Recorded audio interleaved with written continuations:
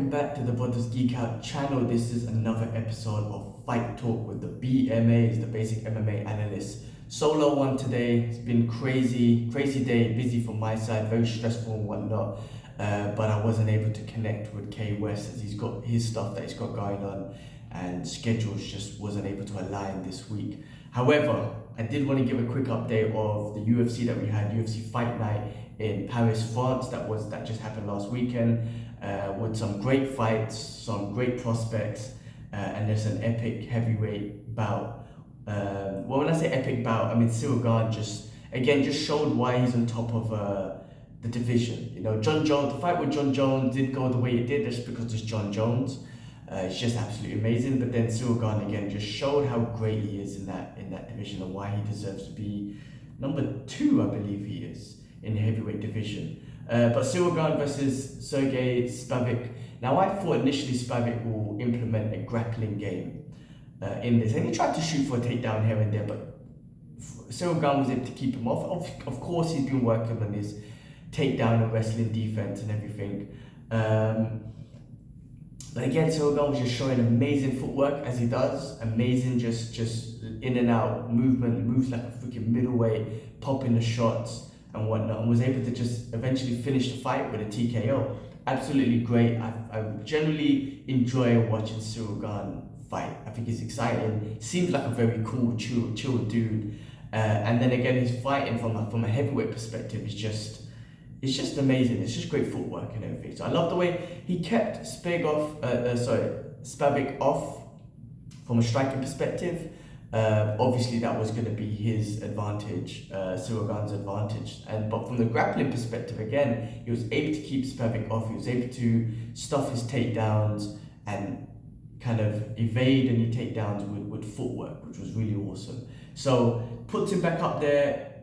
Obviously, what's his name? Aspinall was up there as well. He was at the fight as well, and he made a plan back in the UFC London that he's going to come and watch this fight. He's going to call out the winner and then take his steps from there. Ciryl Gane, just humble, nice guy, like whoever the UFC wants me to fight next, I'll go for it. He's not ready to call out anyone and whatnot. We'll see what happens with John Jones. If John Jones Stipe is happening, which it should be still, so we'll see what happens with the heavyweight fights there. And if John Jones wins, he says it looks like he might retire. If he loses, then Stipe is the champion, and that'll be a great fight as well. Ciryl Gane versus Stipe if they make that happen. Or would they push Ton Aspinall, or would he just get enough? Maybe he gets another fight in the heavyweight division to get things moving on that front. But great fight. Great performance from Ciryl Gane, absolutely amazing. Look forward to seeing him again. The flyweight bout, the co-main event, Manon Fiorot versus Rose Namajunas. So I haven't seen Rose in a long time, and that last fight she had with Carla Esparza, I believe it was her. It was just, as she even put it was just a bad fight, just a very boring fight. It is what it is. She stepped up. I think she came up in weight to have a challenge to take on Manon Fiorot. She broke her finger in the first round. She had good footwork, she had good movement. I think Manon just had the power, you could just see her from a physical perspective. She just kind of had more power than Rose and was able to kind of push her off certain things and was able to kind of control from a power perspective. Obviously she has technique and everything as well, but I think it's the strength and the power that made the difference in this fight, and you can kind of see that. Rose is a warrior, she fought to the very end. She had a busted finger from the very beginning of the fight, which is crazy. They showed pictures and it was all busted and whatnot. But, Farrell won based on a decision, and I think it was the strength more than anything. Rose was great with her striking, great footwork, everything. But Farrell was able to kind of overcome her speed and her footwork and kind of utilize strength to take her out. Which was a great fight. It was a great fight. It was great to see Rose back as well. And let's see what happens in that division moving forward. The next fight was a banger. Now this was good. Benoit Saint Denis versus Thiago Moses. This was a banger. This was a back and forth fight, which was awesome. Benoit was a lot more strategic, but Thiago Moses was able to get him into a brawl, and Benoit's coach was screaming at him saying, do not get in a brawl. But when they were getting in a brawl, I mean, Thiago Moses, when he was getting pieced up and whatnot, he would just throw back out there, just swing into the fences. which was getting Benoit into a brawl as well. And you know what? If he did get connected with something, it could have just ruined things for him. But he got into a bit of a brawl, but he composed himself and he was able to win by TKO, by stoppage by TKO, just putting in that pressure. He had great straight shots, and they would beat Diego's kind of wild hook shots and whatnot. But it was great, and he was able to dominate on the ground as well. He took a few takedowns as well. Tiago is obviously obviously a black belt in jiu-jitsu, highly decorated in jiu-jitsu. But Benoit was able to kind of utilize that, took the takedown. I was surprised as well actually that he was going for takedowns, working against the fence, and just imposing a ground game. Obviously it shows how much he's improved as well. But that was a very exciting fight. The crowd in Paris, I have to say, were crazy. Like, it was like a football game. Like, the way they were playing, the way they were like singing songs and cheering for their people, it was big. Like, it was really loud. Like, that was a crazy, amazing, loud crowd. You could just feel the energy, and I can only imagine how it felt in there. But that was another great fight for them. So that was the French. They done well, I think, man. They had. Did they win all? On the main card, all the French prospects won. The prelims, I think even the prelims as well. Damn, the French smashed it. They had great energy. They had great energies and great fights. Before that, we had Volkan Ozdemir versus Bogdan Guskov. Ozdemir was able to get a submission win. I think this is his second in his career, but he was able to kind of land shots, and with the shots be able to kind of take him down and get the submission win. I believe it was a rear naked choke? I think it was a rear naked choke that was able to sink in. It was great to see Ozdemir back. He trains with Hamza in that gym in Sweden, I believe it is, or Switzerland, Sweden, or been training with Hamza anyway. And it's just saying Hamza just puts the pressure on and keeps it very intense, which is what you need, I guess. So great to see him back. Great performance from him. Now there was a couple of other fights that I'm familiar with some of these fights, but just some great striking. So before that was William Gomez versus Yanis Gemimura. Again, both French, and I apologize if I butchered the name. Great striking, like from William, like just some great forward, like just straight striking and straight like beating the hooks, and then he had some good side kicks. I saw some of his highlights where he would kind of find the range with his front hand and throw beautiful lead-led side kicks to the body and whatnot. He threw a couple of them here in this fight. Overall, it was a back and forth fight. He did win the decision win. No, it was a TKO. It was a TKO actually, which was great. I'm trying to remember what strike was it, how did he go in it, but I can't remember now. But anyway, it was a great.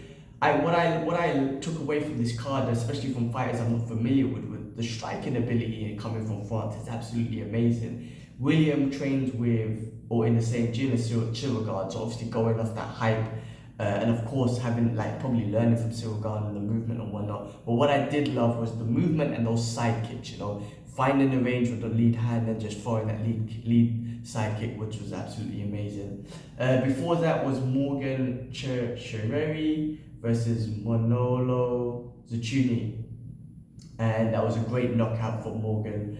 The body kicks is what quick, if it was like 3-4 liver kicks, absolutely amazing. That was awesome to see. It wasn't just one body kick it was one body kick that started off, but the fact that he was following up and being able to be precise and just keep hitting those body kicks in the same shit in the liver, just absolutely amazing. Great knockout, great KO, and also just started off the card well for the Paris and French fans and whatnot. The crowd was just on it from the very beginning. So that was actually amazing, really good. I saw some of the prelims, but I won't go through all of it. I'm trying to keep this a short and sweet one today, as it's just a solo one. But great fights throughout. Really impressed with the French MMA scene, and then just their striking. There was the quick one on the prelims, which was the last fight of the prelims, Thailand Lapios versus Colin Lundgren from Ireland, and there was a little bit, I wouldn't say bad blood, but I think Colin was saying some stuff about French MMA wasn't that good and whatnot. So I guess Taylor had a bit of pressure on him. Colin came out aggressive. He came out really, really aggressive. He, went for wild looping shots. He went for he shot, tried to get the takedowns, fighting against the cage. He got a couple of takedowns and whatnot. Taylor, if I'm saying his name correctly, from France, was just a lot more strategic with his striking, a lot more precise. There was a bit of pressure. I mean, it was a tight fight because of that, because he was very strategic. It was tight. I mean, you would think by the last round, maybe I take this strategy and just kind of go for broke a little bit, just because of how Cowland was applying a lot of pressure. You would think that he might have been winning some of the rounds. I think he might have won a round or two. I can't remember exactly. No, it was a unanimous decision. So Taylor did win all 3 rounds, but the pressure was on, like I said, from Cowland with the takedowns and whatnot. So. But that was a great fight. That was great. It was a great back and forth fight. I loved that Taylor kept. I don't know if I'm saying the names right, but kept his composure and was able to be precise with his striking, which was absolutely amazing. Cool. All right. Well, look, I'm not going to keep it long on this week's one. Just want to give a quick update. Next week we obviously got a big one: UFC 293 Adesanya versus Strickland, which is in Australia. And they might be showing it early, 6 a.m. GMT time. So I need to figure out the maths to see when that's showing in Dubai. I'm assuming they'll be showing in Dubai early and to figure it out. But that's going to be a fun card and fun title fight. Sean Strickland's definitely going to put it on him. He loves to box. He's great at that boxing range. The press conference is going to be fun as fuck for sure, with the back and forth and whatnot. I do see Israel Adesanya just outstriking him just because of how much of a genius he is, and a master he is at striking, and Strickland with his boxing. I just don't think he'll be enough, but you never know. You never know what can happen. This MMA game is crazy. He has been training with Pereira, and maybe Pereira can give Sean Strickland some tips and whatnot, so that'll be interesting. But I'm looking forward to this, man. You got Tai Tuivasa versus Alexander Volkov. Tai, when he goes in there, he puts it on him. Volkov's a lot more strategic, but we'll see how it goes with that one. And then it's going to be a fun card. An Aussie card, New Zealand card. I think this is going to be, it's going to be a fun card to watch. But yeah, hopefully next week, me and K West will catch up about this one in person. Hopefully we get our times. And it was just busy today. Just really busy and stressful, a lot going on. But we will figure it out next week and catch up. But anyway, that's a short and sweet fight talk for this week. Just wanted to give you my thoughts.